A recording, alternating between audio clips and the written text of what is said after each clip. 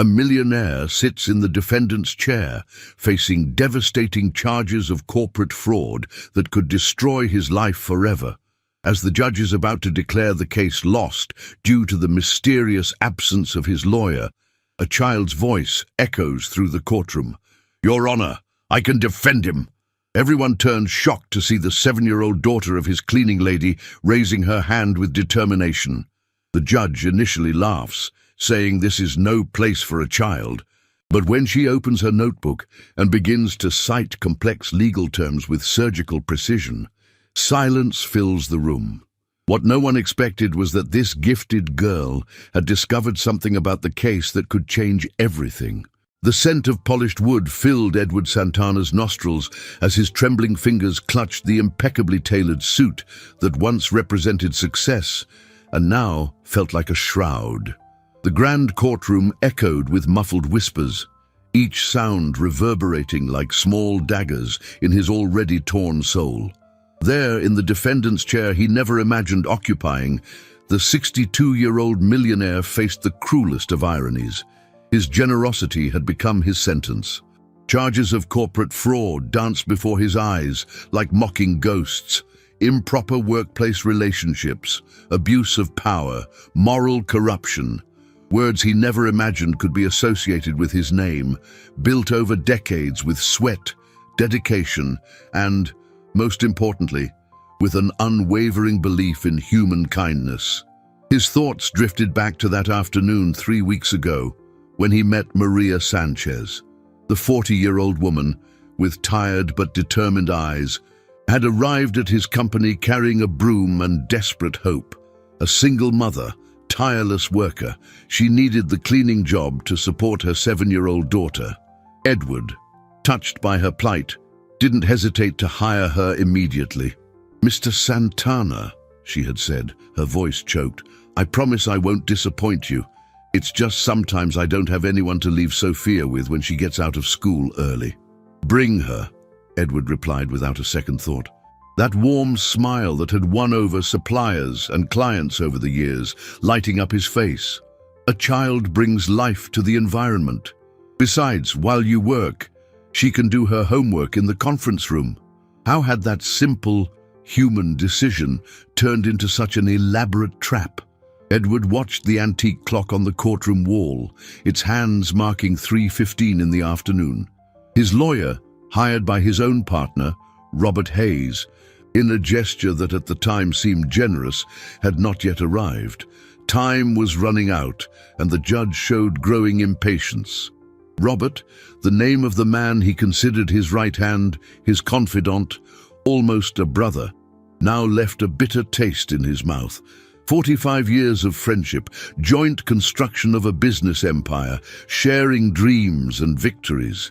How had he not seen the signs? The growing greed, the calculating glances, the increasingly bold suggestions about maximizing profits and cutting unnecessary costs. The district attorney, a thin man with gold-rimmed glasses, organized his papers with the precision of a predator preparing its final pounce. Edward knew that type of person. He had encountered many throughout his business career, men who saw the law as a tool of power, not an instrument of justice. "Your Honor," the prosecutor's voice cut the silence like a sharp blade. "And considering the absence of the defense, I suggest we proceed with a default judgment. The evidence against the defendant is overwhelming and—" "One moment," interrupted Judge Arthur Caldwell, a man with grey hair and a stern but not cruel look. "Let's wait a few more minutes. The right to defense is sacred in our Constitution." Edward closed his eyes, trying to control his racing breath. His mind flew to the moments he had spent watching Sophia do her homework.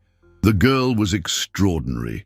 At 7, she read with fluency that impressed adults, did complex mental math, and showed a voracious curiosity about everything around her, especially about laws and justice. "Why do people need lawyers, Uncle Eddie?" she had asked one afternoon while drawing in her colorful notebook. "Because sometimes the truth needs a strong voice to be heard, little one," he had answered, stroking the girl's curly hair. How ironic that now it was his truth that desperately needed a voice, and that voice simply wasn't appearing. Time continued to pass inexorably. Edward felt the weight of the curious and judgmental gazes from the gallery. Journalists, company employees, people who once admired his career and now witnessed his downfall, or at least what seemed to be his downfall. He knew he was innocent. Every fiber of his being screamed that truth. But in a world where perception often matters more than facts, his innocence seemed insufficient in the face of the carefully fabricated evidence that Robert had orchestrated. 5 minutes, the judge announced, checking his watch. If the defense does not appear, we will proceed with the judgment. Edward felt his heart accelerate dangerously. 62 years of life, 4 decades building an impeccable reputation, all crumbling because of his naivete in trusting the wrong people and his kindness in helping the right ones. Suddenly, a clear, childish voice echoed through the imposing courtroom. "Your Honor, I can defend him." All eyes turned toward the source of the voice. Edward opened his eyes, incredulous, and saw Sofia Sanchez standing in the gallery, her small hand raised with absolute determination, holding a colorful notebook as if it were the most important legal brief in the world. The silence that fell over the courtroom was so dense, it seemed possible to cut it with a knife. Everyone present, from the judge to the journalists in the gallery, remained motionless, processing what they had just heard. A 7-year-old child had offered to defend a millionaire accused of corporate fraud. Maria Sanchez quickly rose from where she was sitting, her face flushed with shame and despair. "Sofia, darling, sit down. Please, don't interrupt Mr. Santana's trial," she whispered urgently, trying to pull her daughter back to her seat. But Sofia stood firm, her dark eyes shining with a determination that contrasted drastically with her fragile appearance. She wore a simple blue dress, lovingly mended by her mother, and shoes that had seen better days. In her small hands, she held a colorful notebook filled with neat, handwritten notes. "Mom," Sofia said with a disconcerting seriousness for her age, "Uncle Eddie didn't do anything wrong. I know because I saw everything, and if his lawyer didn't come, someone needs to defend him." Judge Caldwell adjusted his glasses and leaned forward, studying the girl with a mix of curiosity and disbelief. In 30 years of his career, he had witnessed unusual situations, but nothing comparable to this. "My young lady," the judge said with a paternal but firm voice, "I appreciate your dedication to Mr. Santana. However, our legal system requires specific qualifications to practice law. It is a regulated profession that—" "Your Honor," Sofia interrupted, her voice sounding surprisingly mature. "With all due respect, the 6th Amendment to the Constitution guarantees the right to counsel, and the 5th Amendment ensures due process, which includes the right to a vigorous defense. If there's no lawyer present and the defendant risks a default judgment, wouldn't it be just to at least hear what I have to say?" A murmur of surprise ran through the courtroom.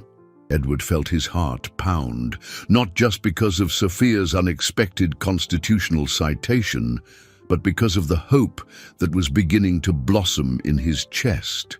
How did a 7-year-old child know the Constitution? District Attorney Henry Albright stood up with a condescending smile.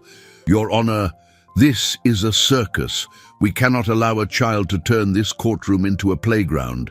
I suggest we proceed with the trial and ignore this childish interruption." Sofia turned to the prosecutor, her eyes flashing. "It's not a game, Doctor. It's about justice, and justice has no age." She opened her notebook and flipped through some pages. "Uncle Eddie taught me that everyone deserves to be heard. If you really want the truth, why are you afraid of what a child might say?" Edward watched the scene with growing admiration and concern. Sofia showed a courage that many adults lacked, facing imposing figures of justice with impressive naturalness, but he feared the consequences that this boldness could bring to the girl and her mother. The judge drummed his fingers on the bench. clearly divided between following protocol and his curiosity about what the girl had to say. He looked at Edward, then at Maria, who kept her hands clasped in silent prayer.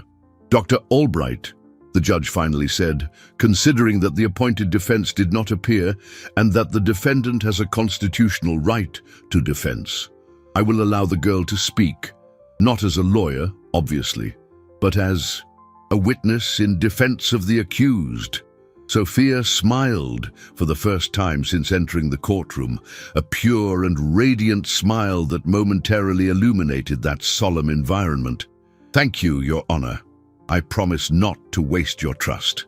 She walked with determined steps to the front of the courtroom, climbed onto the small bench that the bailiff improvised for her to reach the microphone, and opened her notebook.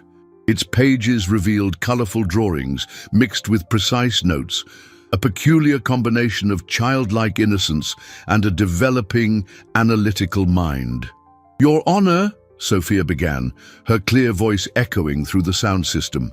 "3 weeks ago, I started going with my mom to work at Uncle Eddie's company, not because he wanted to take advantage of her, as people are saying, but because he has a good heart and knew Mom had no one to leave me with." Edward felt his eyes well up. The simplicity and sincerity with which Sophia described his kindness contrasted painfully with the accusations weighing on him. "Every day I stayed in the conference room doing my homework," Sophia continued, flipping through her notebook. "And every day I saw Uncle Eddie being kind to everyone, to the doorman, to the secretary, to the cleaning staff.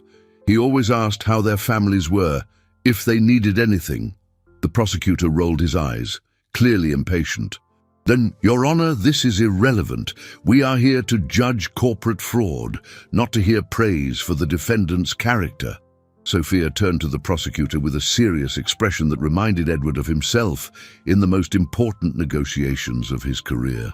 "Doctor, you said Uncle Eddie offered my mom a promotion in exchange for favors, but that doesn't make sense." "And why not, young lady?" the prosecutor asked condescendingly. Sophia flipped through a few pages of her notebook and found what she was looking for. "Because my mom has only been working at the company for 3 weeks. How can someone be promoted from a job they started just yesterday? And besides," she held up a piece of paper, "I have here the conversation I heard between Uncle Rob and a strange man." The entire courtroom leaned forward.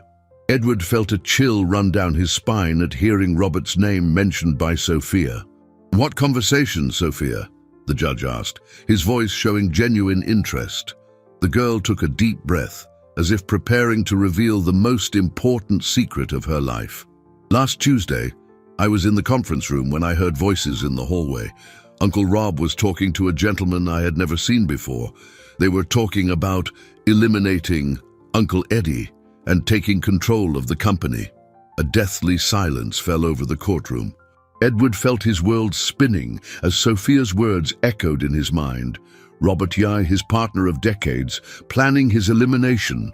Sophia continued, consulting her notes. The man asked if the lawyer was instructed not to show up, and Uncle Rob had said yes, that everything was set for Edward to be convicted in absentia. Sophia's last words fell upon the courtroom like a bomb. Edward looked around and saw shocked faces, whispers of disbelief, and, at the back of the room, Robert Hayes, standing up abruptly from his seat, his face pale as paper.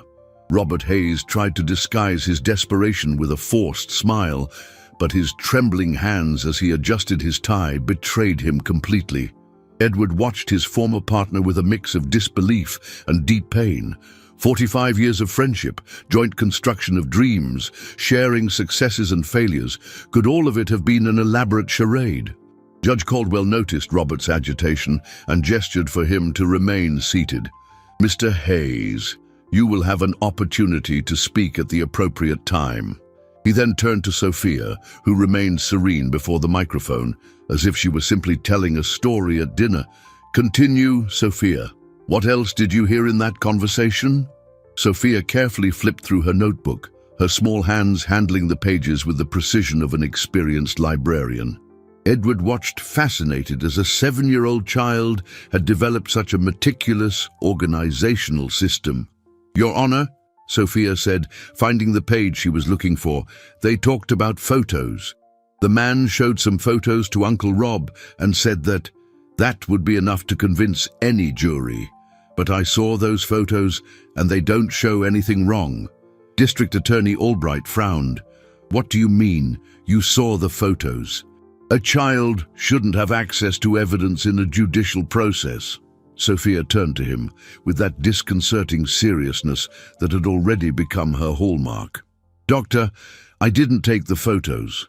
They were scattered on the conference room table last Friday when I went in to get my pencil case that I had forgotten.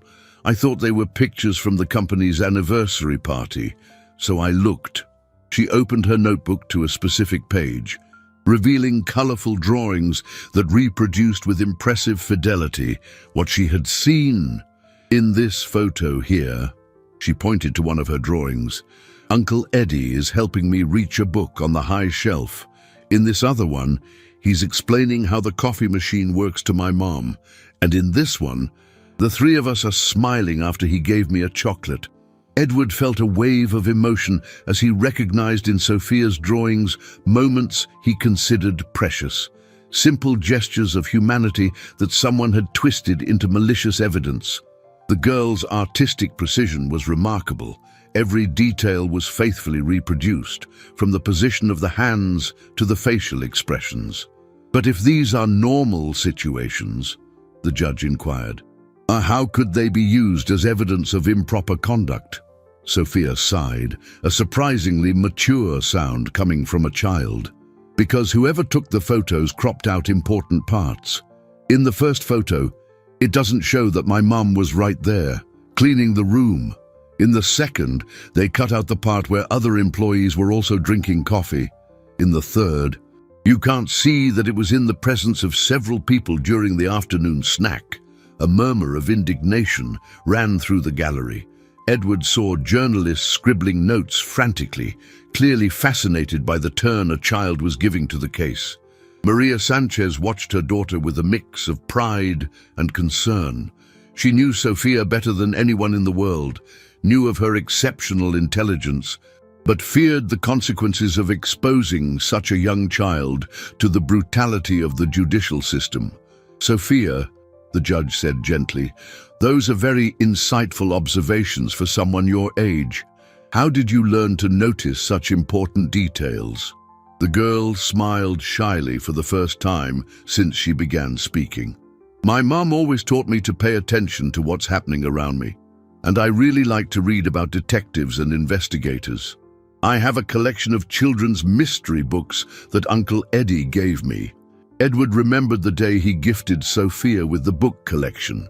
The girl had been so happy that she spent hours flipping through each volume, asking questions about how detectives found clues and solved cases.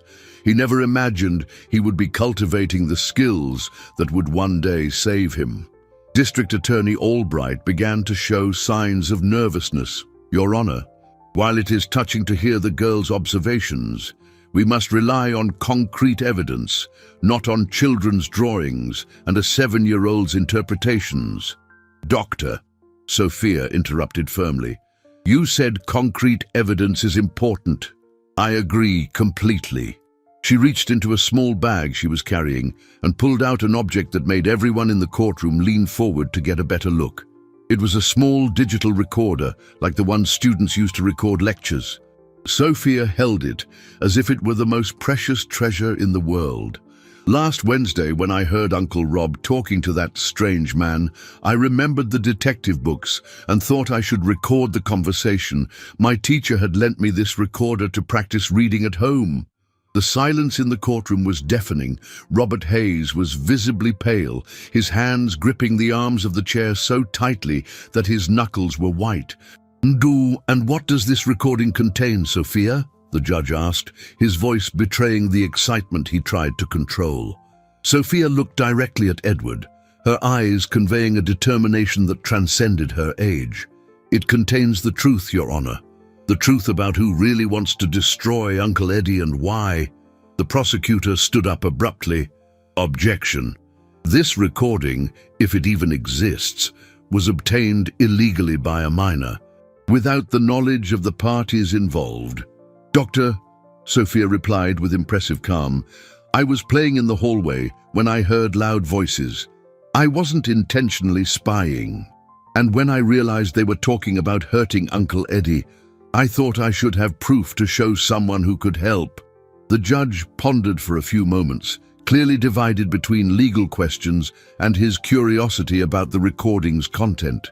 But the recording may be questionable from a legal standpoint, but considering the exceptional circumstances of this case and the fact that it was made by a minor without criminal intent, I will admit it as evidence. Sophia smiled and prepared to play the recording. Your Honor, before I play it, I need to warn you that some words are hard to understand because they spoke quietly. But there's a very clear part where they talk about eliminating Edward from the path and taking the entire company. Edward felt his heart race. He was finally going to hear the betrayal being planned by the voice of the man he considered a brother. But simultaneously, he felt immense gratitude for the courageous girl who had risked everything to defend him. Robert Hayes stood up abruptly. This is absurd. I won't sit here listening to a child's fantasies. But his voice trembled, and everyone in the courtroom could perceive the desperation behind his indignation. Sophia pressed the play button on the recorder, and the unmistakable voice of Robert Hayes began to echo through the courtroom, sealing his fate and freeing Edward from the trap that had almost destroyed him. Robert Hayes's voice filled the courtroom with a coldness that Edward had never perceived in 45 years of acquaintance. It was as if he were listening to a stranger, someone who had used the mask of friendship to hide the soul of a predator. Edward is so naive, always has been. This story about the cleaning lady and her daughter is perfect. We can use it to frame him under the contract's improper conduct clause. A second voice, harsh and calculating, responded, "And are you sure the lawyer won't show up for the trial?" "Absolutely. I paid enough to ensure she has a very convenient family emergency.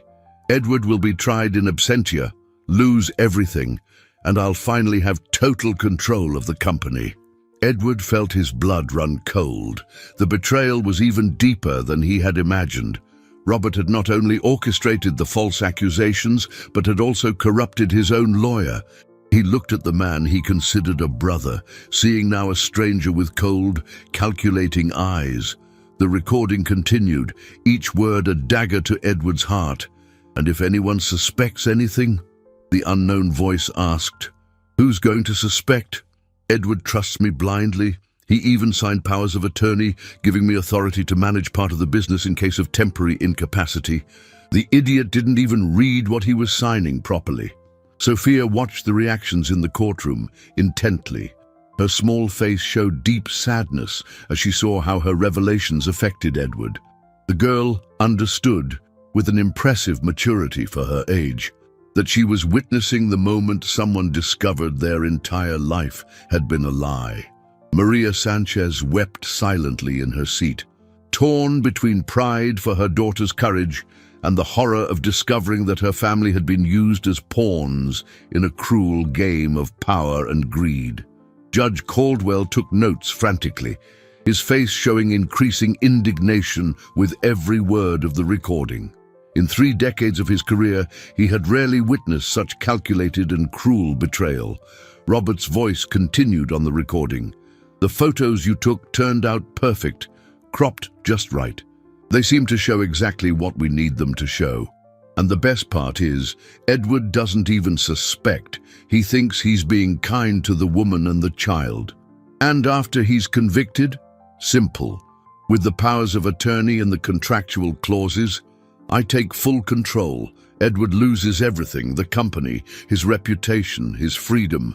And I finally get rid of the dead weight he's become with this obsession with social responsibility and human treatment of employees." The recording ended with the sound of footsteps walking away and a door closing. The silence that followed was so dense it seemed physical, weighing on everyone present like a tombstone. Robert Hayes had become a pillar of salt, his face livid, contrasting with his dark suit. His hands trembled visibly, and Edward could see beads of sweat forming on his forehead despite the courtroom's air conditioning. District Attorney Albright was clearly shaken. The evidence he considered solid had just turned into quicksand beneath his feet. He looked at his papers, then at Robert and then at Sophia, as if trying to mentally reorganize the entire case. "Your Honor," Sophia said, carefully putting the recorder back in her bag. "Can I continue talking about the other things I saw?" The judge nodded, still processing the impact of the recording. "Of course, Sophia. Please, tell us everything you observed." The girl flipped through her notebook again, stopping at a page filled with numbers and times written in neat handwriting. After I heard that conversation, I started paying more attention to what was happening at the company, and I noticed strange things. Edward leaned forward, fascinated by the girl's analytical ability. How had someone so young managed to detect irregularities that he, with decades of business experience, had not noticed? "What kind of things, Sophia?" the judge asked. "First, strange people appeared at the company and always talked only with Uncle Rob. They never greeted Uncle Eddie, even when they passed him in the hallway. That was strange because Uncle Eddie knows everyone and always greets everyone." Sophia turned the page of her notebook, revealing a meticulously organized list. "Second, Uncle Rob started coming in earlier and leaving later, but always when Uncle Eddie wasn't there, and he would tamper with papers in Uncle Eddie's office when he thought no one was watching." Robert tried to stand up again, but the judge firmly gestured for him to remain seated. "Mr. Hayes, you will have an opportunity to defend yourself. At the moment, I am listening to the girl's testimony." "Your Honor," Sophia continued, "I also saw Uncle Rob duplicating keys. Last Thursday, he was at the reception with a strange device, making copies of Uncle Eddie's keys. When he saw me looking, he said he was organizing the keys for a surprise." Edward felt a wave of nausea. Robert had duplicated his keys, probably to plant false evidence in his office or safe. The depth of the betrayal seemed to have no limits. "And there's one more important thing," Sophia said, her voice growing more serious. "Yesterday morning, before coming to court, I saw Uncle Rob talking to a woman in the company parking lot. It was the lawyer who was supposed to defend Uncle Eddie. She was returning an envelope to him and saying that the job was done." The entire courtroom seemed to freeze. The legal profession had been corrupted, the justice system had been manipulated, and only a 7-year-old child had had the courage and intelligence to expose the entire conspiracy. Judge Caldwell brought his gavel down hard on the bench. "Mr. Hayes, stand up. Considering the evidence presented, I order your immediate arrest for conspiracy, falsification of documents, corruption, and attempted obstruction of justice." But when everyone turned to the bench where Robert was sitting, they discovered that he had silently disappeared during Sophia's testimony. The predator had fled, leaving behind only the echo of his betrayal and the destroyed life of a man who had believed in true friendship. Edward looked at Sophia, who was observing him with eyes full of compassion. At that moment, he understood that he had found something much more valuable than the partner he had lost. He had found a true family, built not on interests, but on genuine kindness and extraordinary courage. The bailiff returned to the courtroom 15 minutes later, breathless and visibly frustrated. "Your Honor, the suspect has not been located. His vehicle was found abandoned in the parking lot, but he disappeared." Edward remained seated in the defendant's chair, now ironically transformed into the place where the truth had been revealed. He felt simultaneously relieved and shattered. Justice was being served. His innocence had been proven, but the emotional cost of the discovery was devastating. 45 years, almost half a century of friendship, mutual trust, joint building of dreams. How had Robert managed to fake it so well for so long?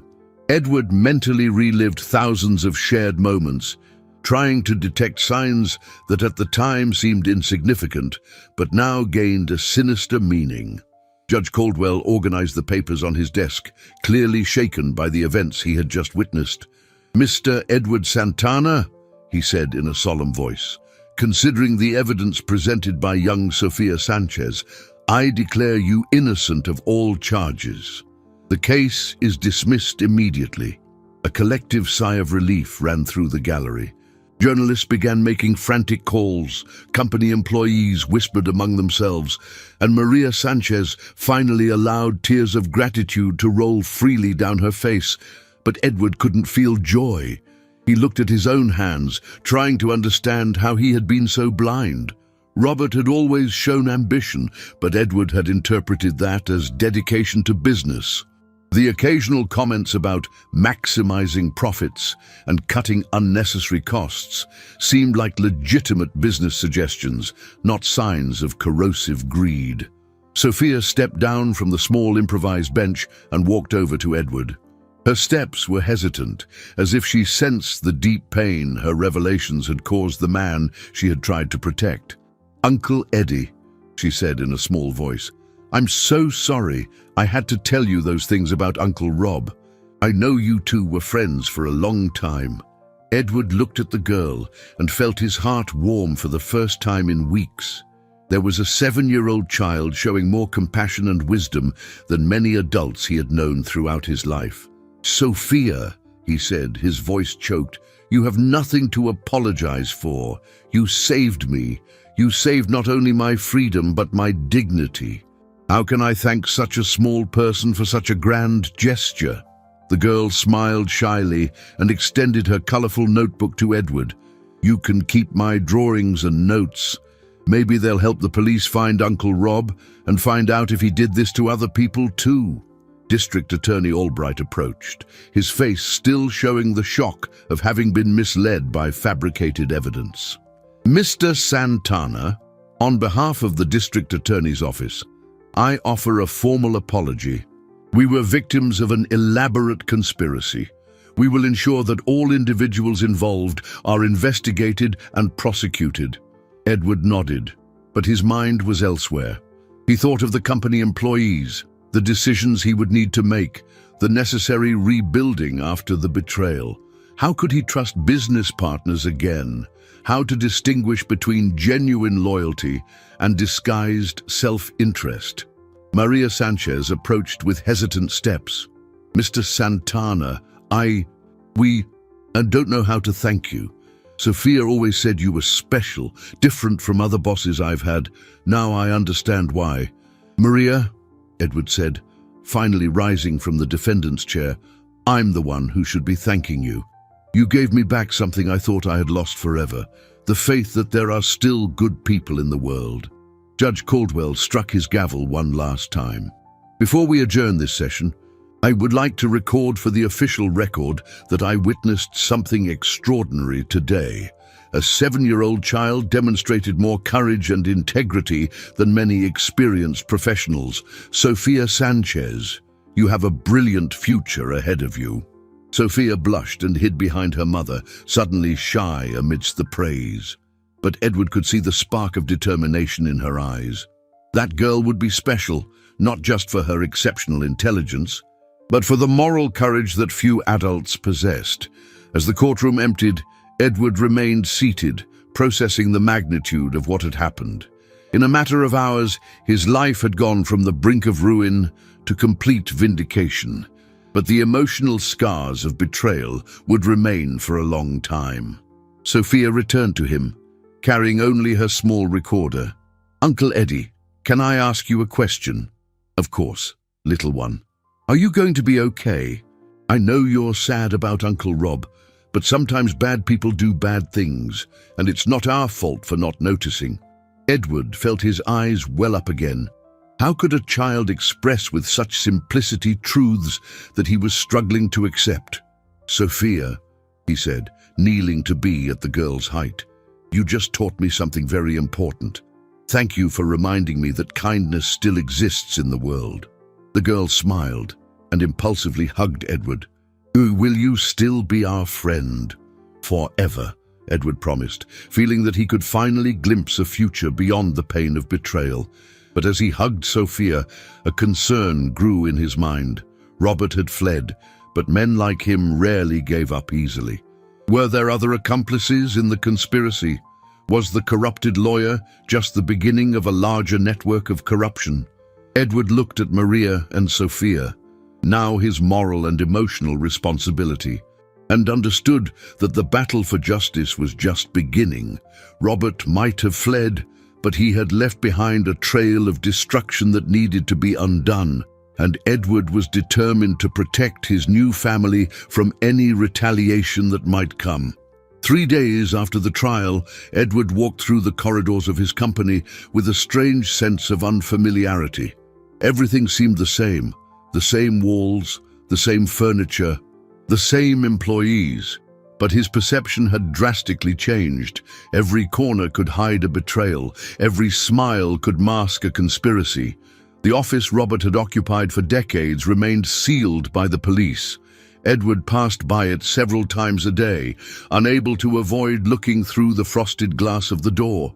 Inside were 45 years of a friendship he now discovered had been one-sided. Mr. Santana. Sophia's voice pulled him from his melancholic thoughts. The girl was standing next to Maria, who was carrying her cleaning supplies. But there was something different in Sophia's face, a concern that didn't match her 7 years of age. "What's wrong, little one? You seem restless." Sophia exchanged a meaningful glance with her mother before replying. "Uncle Eddie, last night a strange man showed up at our house. He said he was from the police. But he didn't show any identification when Mom asked." Edward felt a chill run down his spine. What kind of man? What did he want? Maria approached, her face showing the same concern as her daughter. He was tall, thin, wore dark glasses even though it was night. He said he needed to speak with Sophia about her testimony in court, that there were some inconsistencies that needed to be clarified.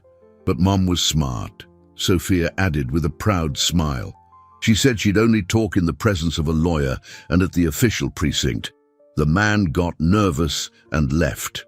Edward felt a mix of pride for Maria's quick thinking and growing concern for both of their safety. Robert was a fugitive, but he clearly hadn't given up. Men like him, accustomed to power and control, didn't accept defeats easily.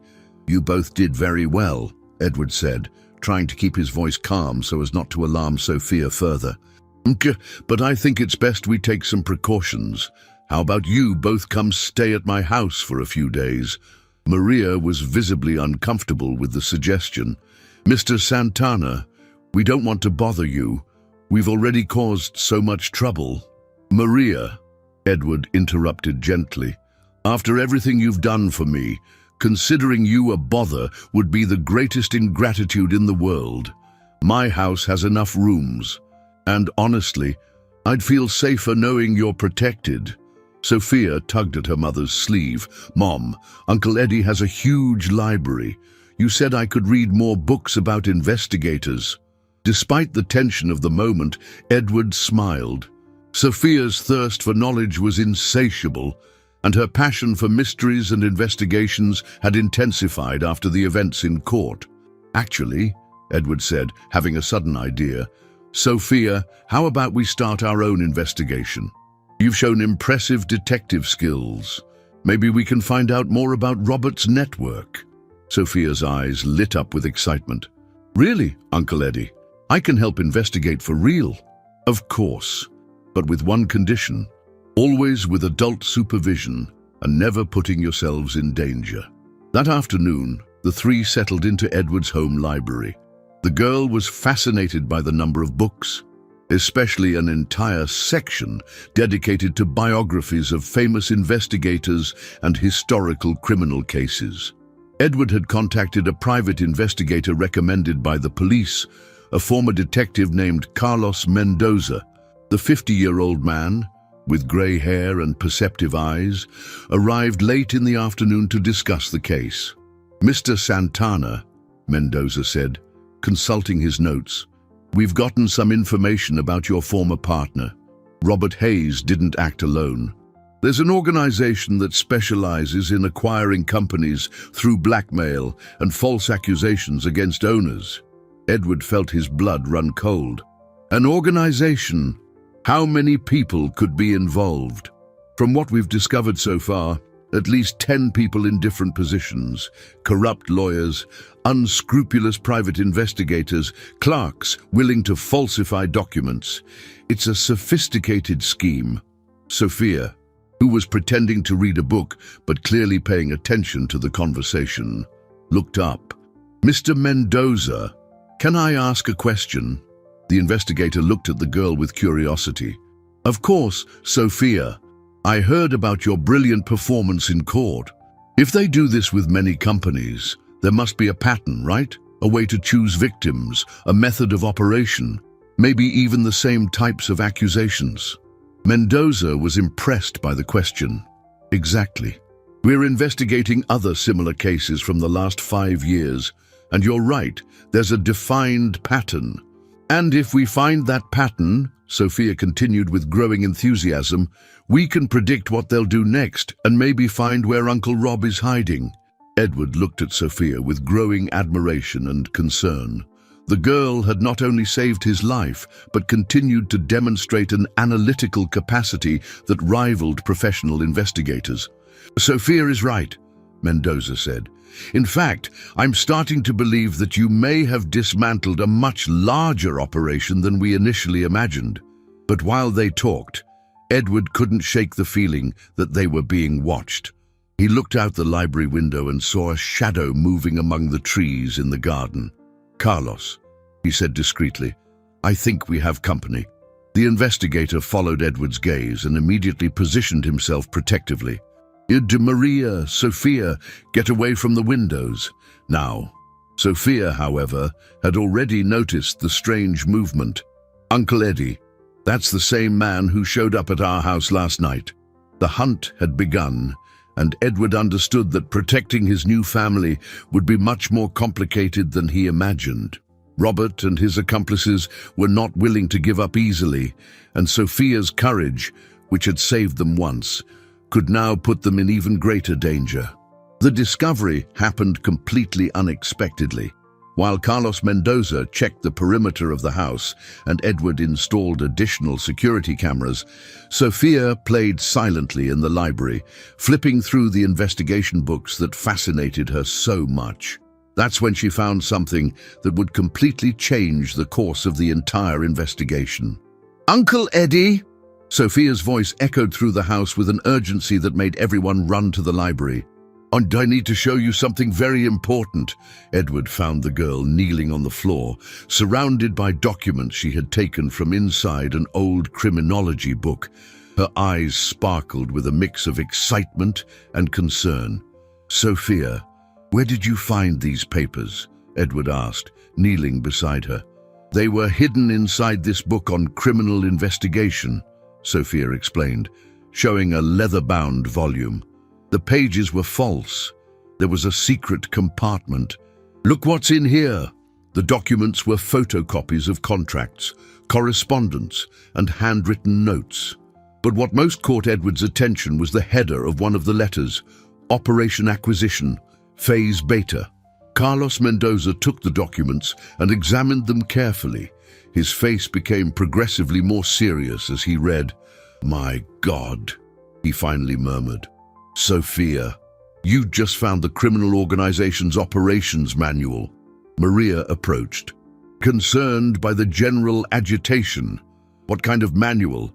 "Mom," Sophia said, "organizing the papers according to dates. These are instructions on how they choose victims, how they fabricate evidence, and how they take control of companies." But there's something even more unsettling. Edward took the document Sophia was pointing to. It was a list of names, and his blood ran cold as he recognized several well-known businessmen who had mysteriously gone bankrupt in recent years. "These men," Edward said, his voice trembling, "I knew them. I thought they had financial problems or personal scandals.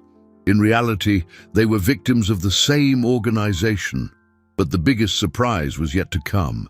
Sophia had separated a specific document, an internal correspondence from the organization that revealed something shocking. "Uncle Eddie," Sophia said, her voice showing a startling maturity. "Uncle Rob wasn't the head of this operation. He was just an employee." "What do you mean?" Mendoza asked, taking the document from the girl's hands. Sophia pointed to a signature at the bottom of the letter. "Look who signs as General Coordinator of the operation." Edward read the name and felt the world spin around him. The signature was of someone he had known even longer than Robert. Someone he trusted completely. District Attorney Henry Albright, the prosecutor who had led his prosecution. "This is impossible," Edward whispered. "Henry has been a district attorney for decades. His reputation is impeccable." "Uncle Eddie," Sophia said gently, "sometimes the people who seem most trustworthy are the most dangerous. They use our trust against us." Mendoza was frantically flipping through the other documents. "Here it is," he said, finding what he was looking for. A letter from Albright to Robert, giving specific instructions on how to conduct the operation against you. He knew everything from the beginning. The realization hit Edward like lightning. The prosecutor had not been deceived by false evidence. He had helped create it. The entire legal process had been a farce from the very first moment. "But then," said Maria, processing the information, "if the district attorney is involved, how do we know who we can trust in the justice system?" It was the question everyone feared asking. If justice itself was compromised, how could they seek protection or redress? Sophia stood up and walked to the window, watching the garden where they had seen the mysterious man. "Uncle Eddie, I think I know why they're following us." "Why, little one?" "Because they don't know that we found these documents. They think we only know about Uncle Rob. But now we know about the entire organization." Edward immediately understood the implication. They want to silence us to protect Robert, but in reality, they're protecting a much larger network. "Exactly," Sophia confirmed.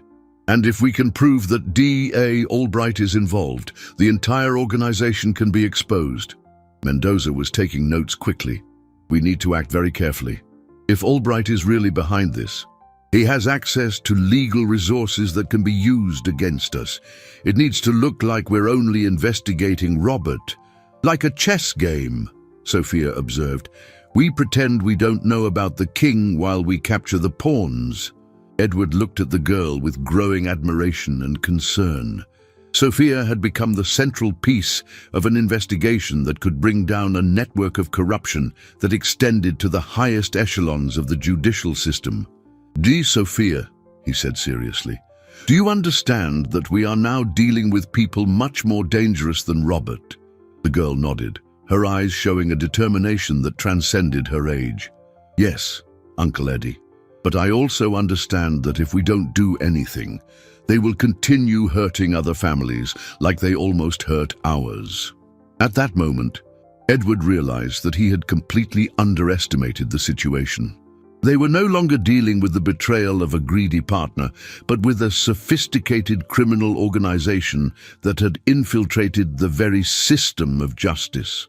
And at the center of this battle was a 7-year-old girl who had become, involuntarily, the greatest threat that this organization had ever faced. Outside, hidden among the trees, the mysterious man spoke into his phone in a low voice. "We have a bigger problem than we thought." The child found the phase beta documents. The response from the other end of the line was cutting. "Then maybe it's time to implement the final phase." The morning following brought a deceptive calm that made Edward feel even more restless. He had installed a sophisticated security system during the night, but he knew he was dealing with adversaries who had resources and connections he still didn't fully comprehend. Sophia had woken up before everyone and was in the kitchen, eating breakfast while studying the documents found in the book. Edward was impressed by the methodology she had developed. She had organized everything in chronological order and created a diagram connecting the different operations. "Good morning, little detective," Edward said, pouring himself coffee. "Found anything new?" Sophia raised her eyes from her notes. and Edward noticed dark circles around them. The girl had slept little, clearly worried about the implications of her discovery. "Uncle Eddie, I think I understand how they choose victims." Sophia showed a list she had compiled. All the attacked businessmen had three things in common. They were very generous with employees, had no close family to defend them, and had long-time partners they trusted completely. Edward felt a chill. The description fit his profile perfectly. They study their victims for years before striking. Exactly. And there's one more concerning thing. Sophia pointed to some handwritten notes in the margins of the documents. They call people like you ideal targets, because your kindness can be easily twisted as evidence against them. Maria entered the kitchen at that moment, carrying a small bag. Her face showed a determination Edward hadn't seen before. "Mr. Santana," she said firmly, "I need to tell you something important. Last night, after Sophia fell asleep, I kept thinking about all this, and I came to a conclusion." Edward realized by the seriousness of her tone that Maria had made a significant decision. "What is it, Maria? We can't run forever, and we can't let these people continue destroying families." Maria sat next to her daughter. "Sophia and I want to help put an end to this organization once and for all." Maria: "It's very dangerous. You've already done more than enough." "No, Uncle Eddie," Sophia interrupted. "Mom is right. If we don't stop them now, they'll keep hurting other people. And I have an idea of how we can do it." Edward looked at mother and daughter, seeing in them a determination that reminded him of himself when he was younger and believed that one person could make a difference in the world. "What's your idea?" "Sophia?" The girl opened her notebook to a page full of diagrams and arrows. "We can use the organization against them. Pretend we're more naive than we really are and let them think they're controlling us." Carlos Mendoza arrived at that moment, bringing news that would complicate the situation even further. "Edward, we have problems. During the night, someone broke into your office at the company and stole several important documents." "What kind of documents?" Edward asked, though he already suspected the answer. "Contracts, powers of attorney, financial records. Everything Robert could use to take legal control of the company in your absence." Sophia stood up quickly. "Mr. Mendoza, they stole the papers because they're going to try a new strategy. If they can't incriminate Uncle Eddie, they're going to try to take over the company another way." "What do you mean, Sophia?" "Simple. They're going to forge documents showing that Uncle Eddie was mentally incapacitated when he let me defend him in court. They're going to use that to annul all recent business decisions and give Uncle Rob legal power to manage everything." Edward felt his blood run cold. Sophia's analysis made perfect sense. "That means even being innocent. I could lose everything." "Not if we act first," Sophia said with determination. "Uncle Eddie, do you trust me? Completely?" "Why?" Sophia exchanged a meaningful glance with her mother. "Because I have a plan that can expose the entire organization. But it will require you to pretend to be defeated and let me seem like I'm helping them." Maria took her daughter's hand. "Sophia, this is too dangerous for a child." "Mom, I'm not a normal child. And normal people can't stop bad people." Sophia looked at Edward with eyes that showed a wisdom beyond her years. "Uncle Eddie, if I can get Albright to confess everything, recorded, do you think that would be enough to bring down the organization?" Edward understood that Sophia was proposing to put herself in direct danger to protect everyone else. "Sophia, I can't allow you to risk yourself like that.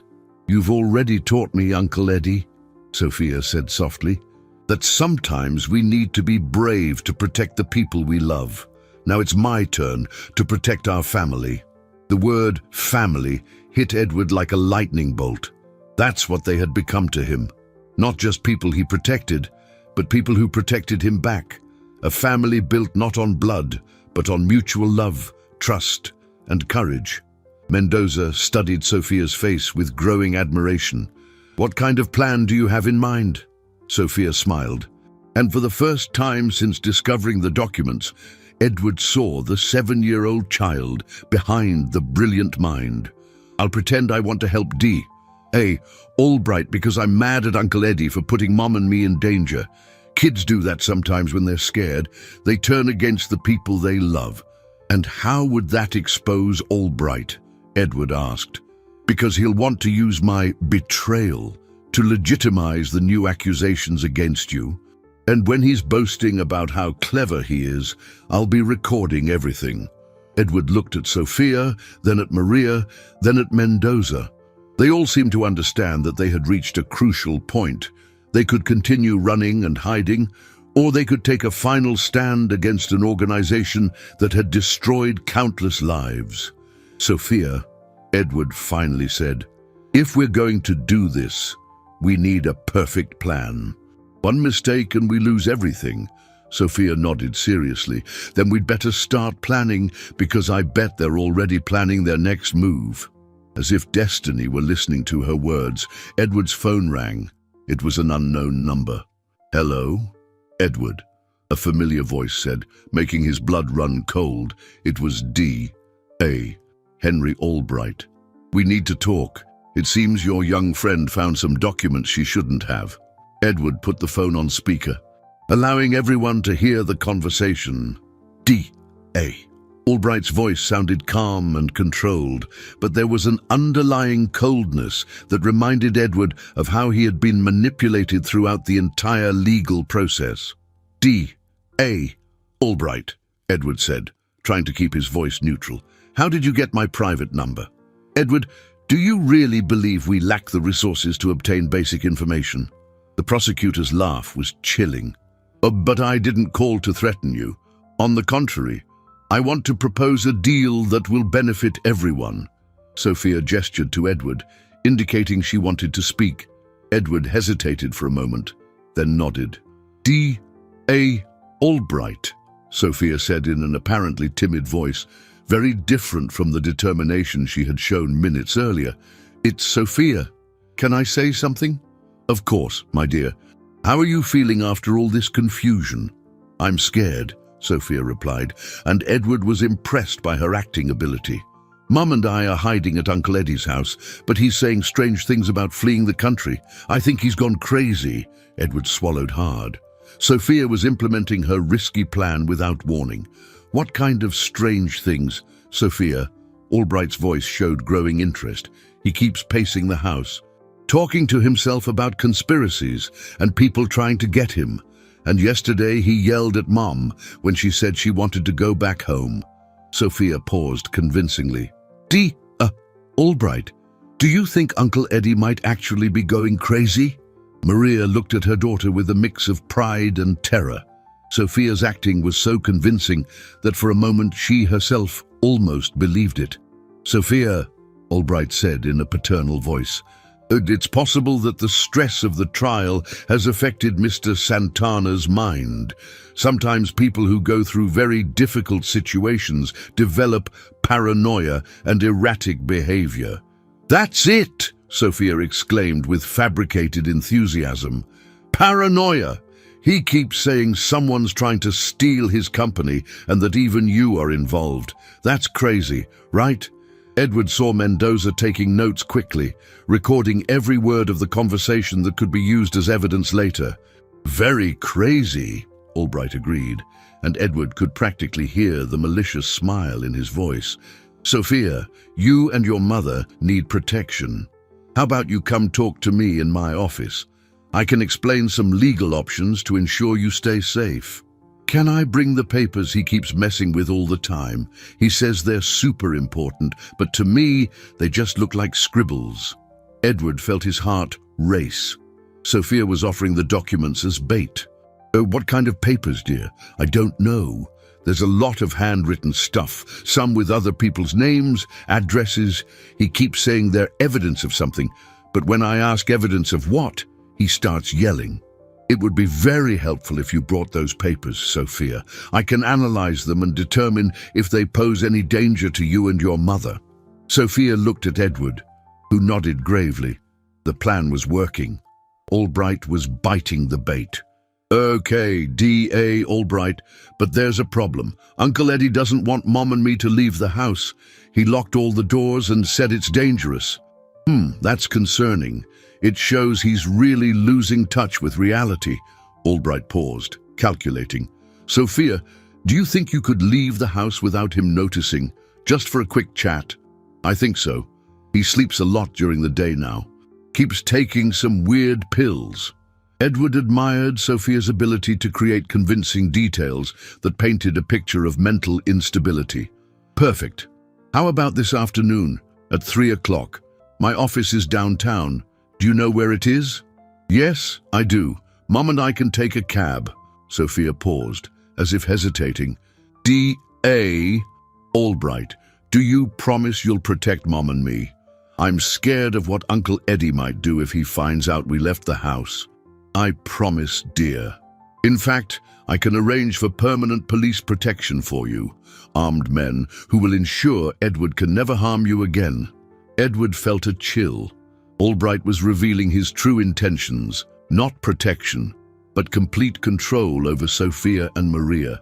Thank you very much, D.A. Albright. I'll convince Mom to come with me. See you soon. Sophia hung up the phone, and immediately her expression changed to an impressive seriousness. We did it, she said simply. Sophia, that was incredible, Mendoza said with admiration. But do you understand the risk you're going to take? Albright is extremely dangerous. I know, Sophia replied, but now he thinks I'm a naive child who can be manipulated. And when people think they're smarter than us, they make mistakes. Maria pulled her daughter into a tight hug. My little one, I'm so proud of you, but also so scared. Mum, remember what you always tell me, that sometimes we have to do things that scare us if we want to protect the people we love. Edward watched the interaction between mother and daughter, feeling a profound emotion. Sophia was ready to put herself in extreme danger to protect her new family, showing a courage that few adults possessed. All right, Edward finally said, let's do this. But with every possible precaution. Mendoza, how many trustworthy men do you have available? 5 investigators who worked with me on the force, all reliable. Sophia, Edward said, kneeling to be at the girl's height, I'm going to equip you with a tracking device and an audio transmitter. If anything goes wrong, we'll be listening to everything and we'll know exactly where you are. Sophia nodded seriously. And you'll be close, right? Hidden, but close. 2 blocks away, at most. With equipment to breach the building in under 3 minutes if necessary. Then let's do this, Sophia said with determination. Let's put an end to this organization once and for all. But as they all prepared for the riskiest operation of their lives, none of them imagined that D.A.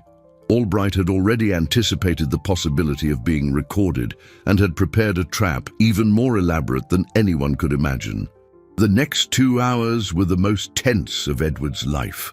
The house had transformed into an improvised operations center, with Mendoza coordinating his men while Sophia was equipped with disguised surveillance devices. The audio transmitter was tiny, the size of a button, and was discreetly sewn into the collar of Sophia's dress. The GPS tracker was placed in the heel of her right shoe, invisible but capable of transmitting her exact location. Sophia, Mendoza said, testing the equipment for the 3rd time.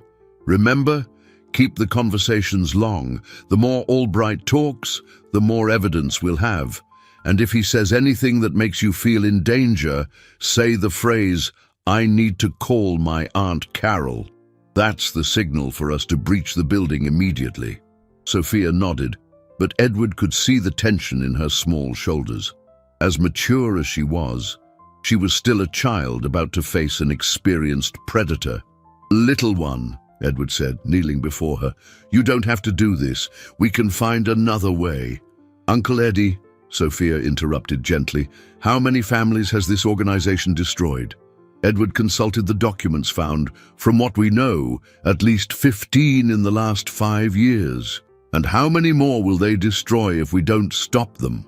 Edward understood that Sophia had made her decision based on solid moral principles, not childish impulse.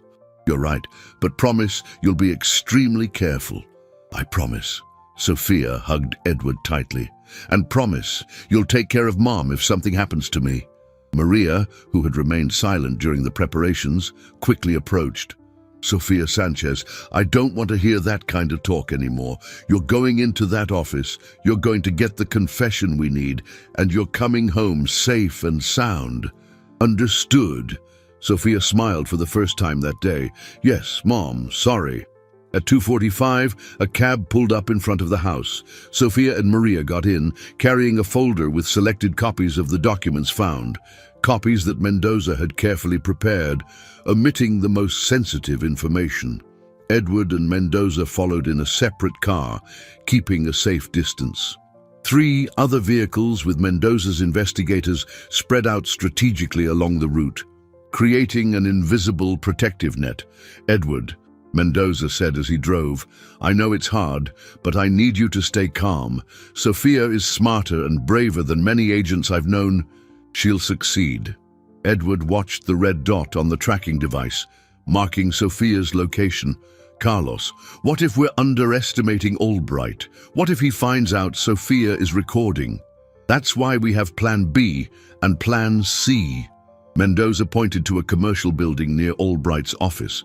"We have snipers positioned. If anything goes wrong, we can create a diversion that will allow us entry." The building where D.A. Albright's office was located was impressive. 20 stories of glass and steel, representing power and success. Sophia and Maria entered through the main lobby, and Edward could briefly see them through the security cameras that Mendoza had hacked. "Audio coming through," one of the investigators announced over the radio.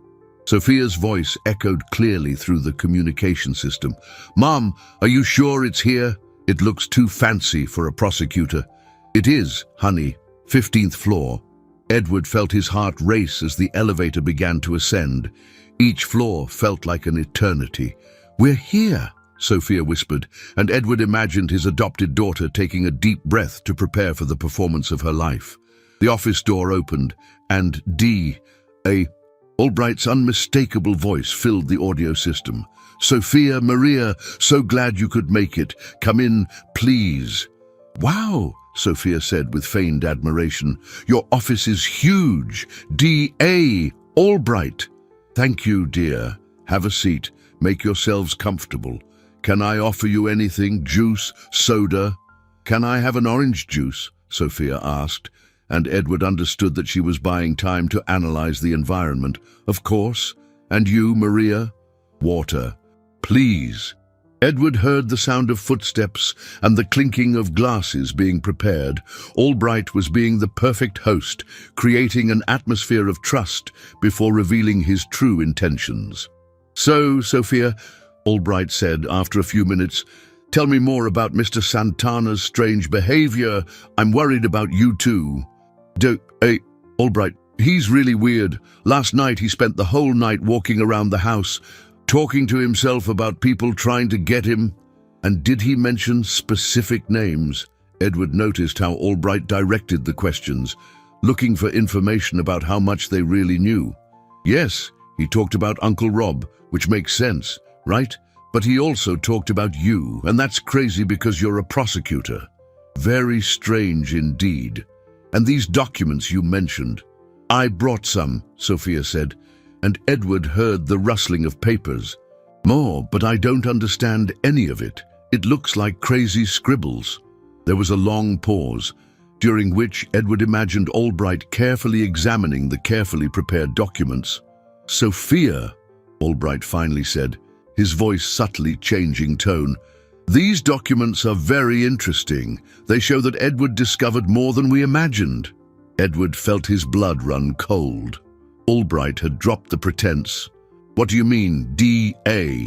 Albright?" Sophia asked, maintaining her feigned innocence. "Stop the act, little one," Albright said coldly. "You're too smart to keep pretending to be naive." The silence that followed made Edward grip the radio. "Carlos, we need to go in now." "Wait," Mendoza whispered. "Let's see how Sophia reacts." Sophia's voice, when it finally came, surprised everyone. "You're right, D.A. Albright.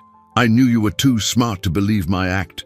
But you're also too smart to hurt me here in your own office, with my mom present, in the middle of the afternoon." Edward was impressed by Sophia's calmness in the face of exposed danger. "You're right, child. I won't harm you. On the contrary, I'm going to make you an offer that will change your lives forever." "What kind of offer?" D.A. Albright walked to his executive desk, his steps echoing in the silent office. Edward could hear every movement through the transmitter, imagining Sophia sitting in the oversized armchair, facing one of the most dangerous men he had ever known. "Sophia," Albright said in a calculatedly gentle voice, "you are extraordinary. At 7, you managed to dismantle a scheme that took me years to build. That is rare talent." "Thank you, I guess," Sophia responded cautiously. "I want you to work for me." The silence that followed was so dense that Edward could hear his own heart beating. Beside him, Mendoza adjusted the audio equipment to make sure he hadn't missed a word. "What do you mean, work for you?" Sophia finally asked. "Think about it, child. You have a gift for investigation, for analysis, for discovering secrets. With proper training, you could become the best private investigator in the country. I can offer top-quality education, universities abroad, a brilliant future." Maria interrupted for the first time. "D.A. Albright, my daughter is 7 years old. What kind of offer is this?" "An offer that will change both your destinies forever, Maria." Albright's voice took on a harder tone. "You work as a cleaning lady, earning next to nothing. Sophia attends public school, without resources to develop her exceptional talent." "I can change that." Edward felt the anger rising within him. Albright was using Maria's financial vulnerability to manipulate the situation. "And in return?" Sophia asked, with impressive maturity. "In return, you forget everything you discovered about my organization. The documents disappear, the recordings are destroyed, and Edward Santana suffers a very convenient accident." Edward felt his blood run cold. "Mendoza, they're directly threatening my life." "Calm down," Mendoza whispered. "Sophia is getting a full confession." "What kind of accident?" Sophia asked, her voice betraying only a slight tension. "Accidents happen, dear. Especially with older men who develop mental problems and start driving recklessly." Edward understood that Albright was planning to murder him and disguise it as a traffic accident caused by mental instability. And if I say no?" Albright's laugh was chilling. "Sophia, you're smart. You know that's not really an option. My organization has resources you can't even imagine. I can make you disappear completely, new identities, a new life in another country. Or I can make you disappear in a much less pleasant way." Maria made a muffled sound, clearly terrified by the implied threat. "D.A. Albright," Sophia said calmly. "And can I ask a question about your organization?" "Of course. How many families have you destroyed in recent years?" "We haven't destroyed them, Sophia. We've reorganized them. We've taken companies from weak and inefficient men and put them into the hands of more competent people, like Uncle Rob. Robert was just an employee, just like all the other partners we used. The real competence is here, in this office." Edward heard the sound of drawers being opened. "Want to see how it really works, Sophia?" Albright's voice showed perverse pride. "Here are the dossiers on all our operations. 15 companies acquired, a total net worth of over $50 million. $50 million, Sophia sounded impressed. "How do you hide so much money?" "Through shell corporations, offshore accounts, investments in tax havens. I have lawyers, judges, and prosecutors in 3 states working for me." Edward could hardly believe what he was hearing. Albright was confessing to crimes that could result in decades in prison, and no one ever suspected. Who would suspect a respected prosecutor? "I use my position to shut down any investigation before it begins. When someone tries to investigate me, I simply create evidence of corruption against them." "That's very clever." Sophia said with feigned admiration. But what if someone recorded this conversation? Edward felt his heart stop. Sophia, do you really think I'm stupid? Albright's voice changed completely, becoming menacing. This office has electronic device detectors. I know exactly where the transmitter sewn into your collar is and the tracker in your shoe. Edward, Mendoza yelled in the car. They knew from the start. Albright's voice continued over the audio. And I know Edward and his little friends are listening to every word of this conversation. Hello, Edward, waiting outside like an idiot while your little protege walks into a trap. Edward grabbed the radio. All cars, immediate entry. Sophia is in extreme danger. Not so fast, Albright said over the transmitter. If any of you try to enter this building, Sophia and Maria will never leave here alive. I have 12 armed men strategically positioned. Edward looked at the building, feeling completely helpless. What do you want, Albright? I want you to come here alone, Edward, without weapons, without recording devices, without backup. Come surrender, and maybe I'll spare the lives of the girl and her mother. Sophia spoke for the first time in several minutes. Uncle Eddie, don't come. It's a trap. Silence. Child, Albright snarled. Edward looked at Mendoza, seeing in his eyes the same terrible understanding. They had been completely outmatched by an adversary who had anticipated every move. You have 5 minutes to decide, Edward.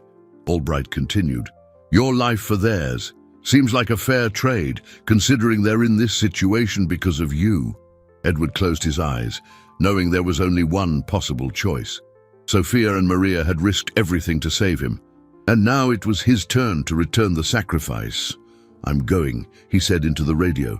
Edward, no, Mendoza yelled. It's suicide. Carlos, take care of them. No matter what happens to me, make sure Sophia and Maria are safe.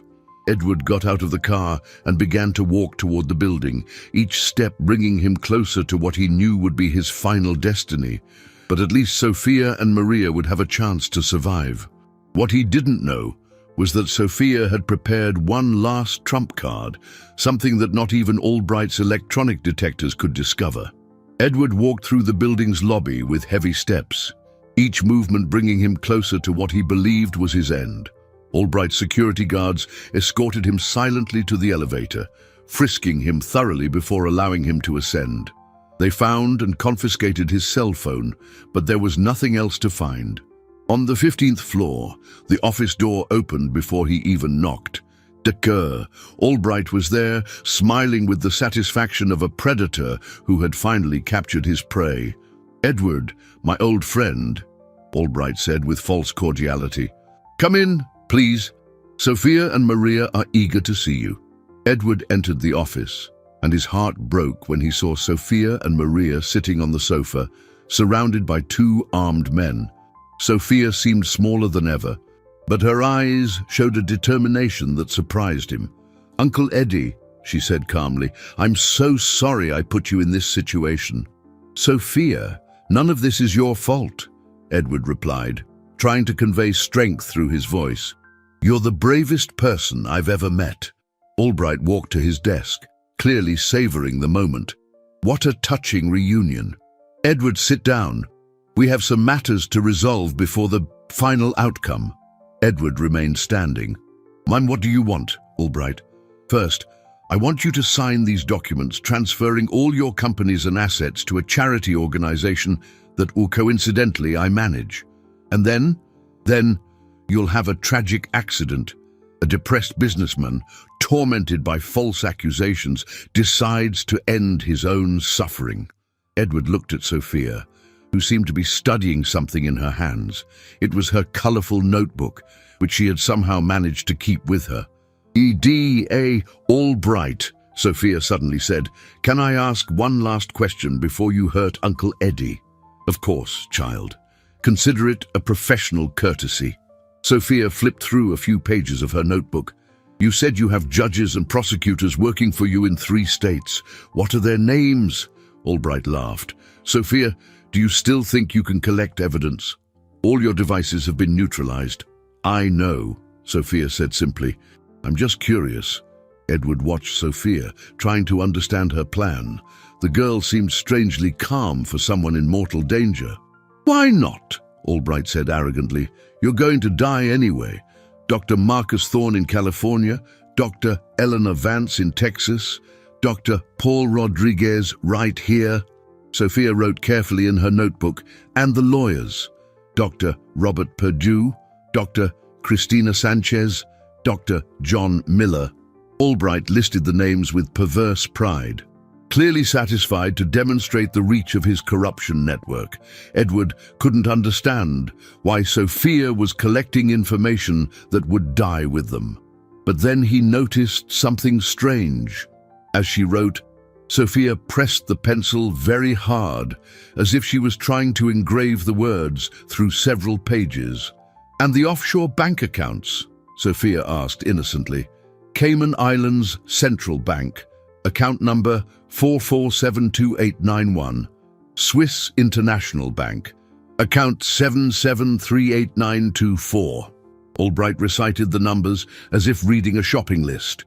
Suddenly, Edward understood what Sophia was doing. She wasn't just writing, she was creating an impression of the information on the lower pages of the notebook. Even if they destroyed the visible page, the information would remain etched on the sheets below. "Enough questions," Albright said impatiently. "Edward, sign the documents." "Never. Then perhaps we need additional motivation." Albright gestured to one of his men, who pointed the gun directly at Maria.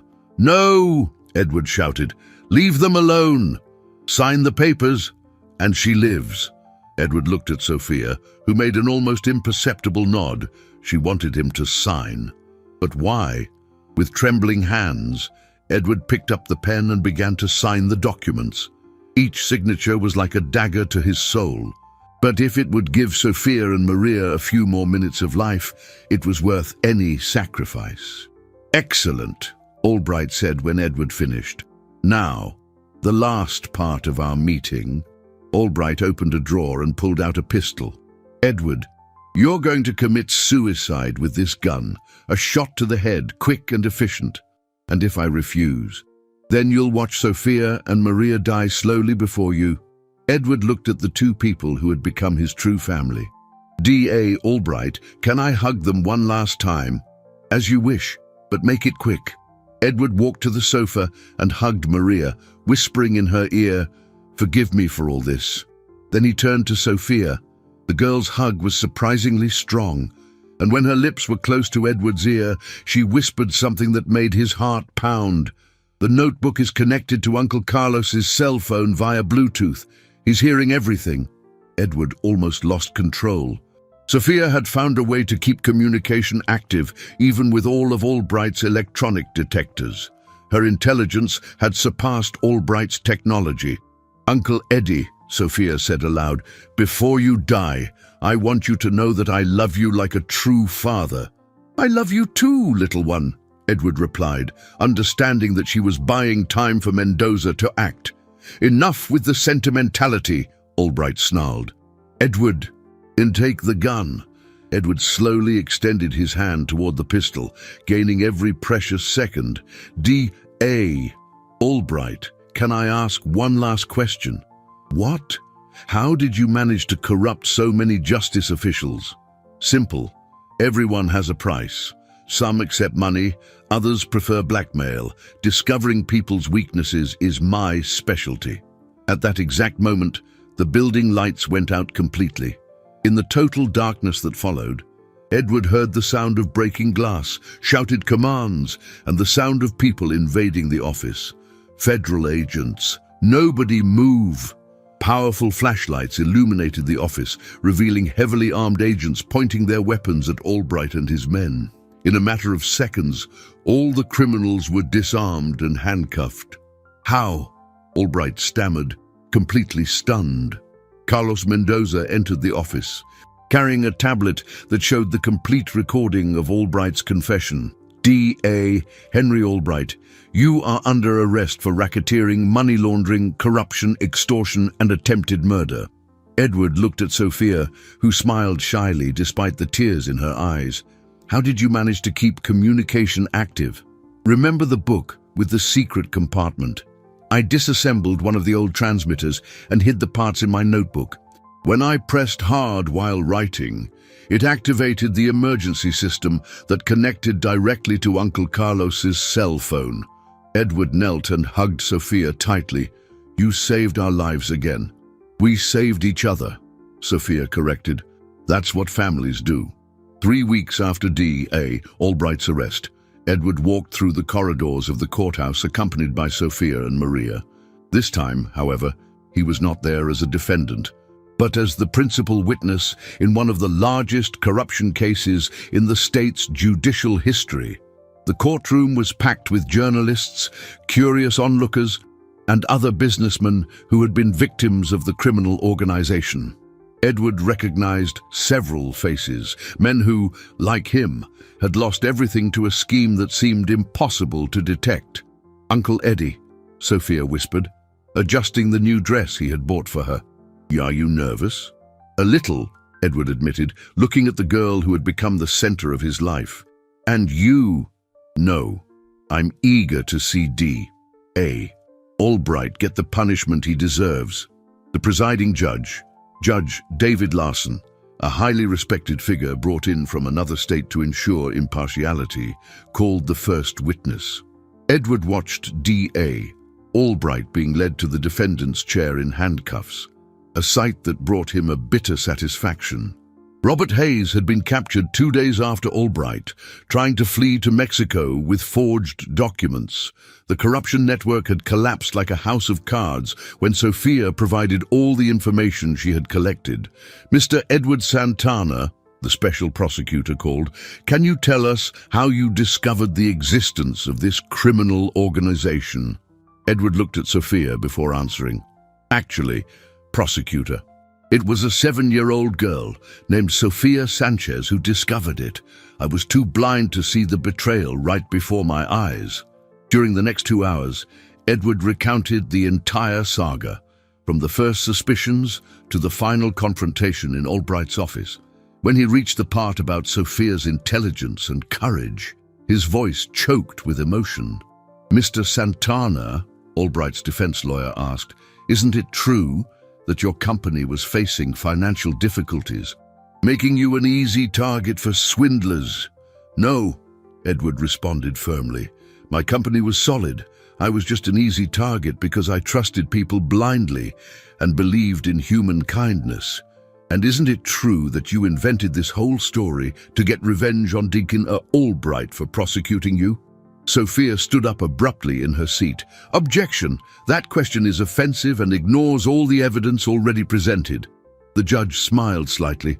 Miss Sophia, while I appreciate your passion for justice, it is the prosecutor who should be making objections. Sophia blushed and sat down, but Edward saw the pride in Maria's eyes. The girl had become a minor celebrity after the events, receiving invitations to speak about courage and justice. When it was Sophia's turn to testify, the entire courtroom fell silent. She walked to the witness stand with firm steps, carrying her famous, colorful notebook. Sophia, the prosecutor said gently, can you tell us how a 7-year-old girl managed to discover a criminal organization that had been operating for years undetected? Mr. Prosecutor, Sophia replied, with her characteristic seriousness. I didn't discover it because I'm smart. I discovered it because I paid attention. Adults are sometimes too busy to notice obvious things. What kind of things? Sophia opened her notebook. People who pretend to be friends, but their eyes don't smile along with their mouths. Conversations that stop when you get close. People who ask questions about you, but never tell anything about themselves. Edward watched fascinated as Sophia managed to explain complex concepts so simply and clearly. And how did you know you needed to record evidence? In the detective books Uncle Eddie gave me, investigators always need proof. Words alone aren't enough.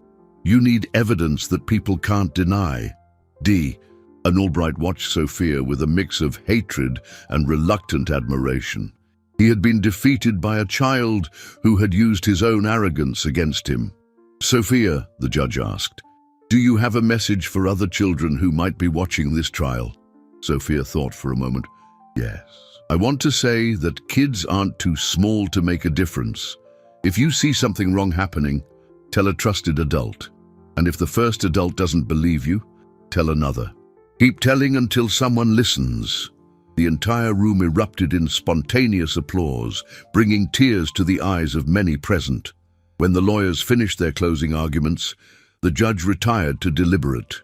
Edward, Sophia, and Maria left the courthouse and walked to a nearby park, where they sat on a bench under a leafy tree. "Dad, Edward," Sophia said, swinging her legs, which didn't quite reach the ground. "And what's going to happen now?" Edward looked at his new family, Maria, who had become not only the manager of his home, but his confidant and friend, and Sophia, who had become the light of his life. "Now, little one, we're going to live. We're going to be a real family. And the company will continue, but with new values. We'll create a program to help single mothers like your mom, and an educational fund for gifted children like you." Sophia smiled. "And we'll help other people who were tricked like you were." "Especially that," Edward confirmed. "We'll create a foundation to assist victims of criminal organizations." Maria, who had remained silent, finally spoke. "Edward, how can we thank you for everything you've done for us?" "Maria, I'm the one who should be thanking you. You gave me back something I thought I had lost forever, the ability to trust in human kindness." 2 hours later, they received the call they had been eagerly awaiting. Carlos Mendoza had located Albright's last secret offshore bank account, containing over $15 million stolen from his victims. That money will go back to the families who were harmed. Edward explained to Sophia, "And what's left will finance our foundation for many years." "Does that mean we can help even more people?" "It means we can help people for the rest of our lives." Sophia skipped with joy, then stopped and became serious. "Dad, Edward, can I ask for something?" "Anything, little one. When I grow up and get a real law degree, can I keep working here at the foundation?" Edward felt his eyes well up. "Sophia, this foundation exists because of you. It will always be your home. And when I'm very old, can I teach other kids to be detectives like I was?" "You can, and you should. The world needs more detectives like you." As they talked, more people arrived at the foundation's office, families seeking help, volunteer lawyers offering their services, law students wanting to learn about fraud investigation. The place was becoming exactly what Edward had dreamed, a center of hope and justice. In the afternoon, when everyone had left, Edward, Maria, and Sophia sat on the office couch, looking out the window at the same courthouse where it had all begun. "Dad, Edward," Sophia said, cuddling into his arms, "you know what the best part of this whole story is?" "What, little one?" "That we discovered that family isn't just about who's born together.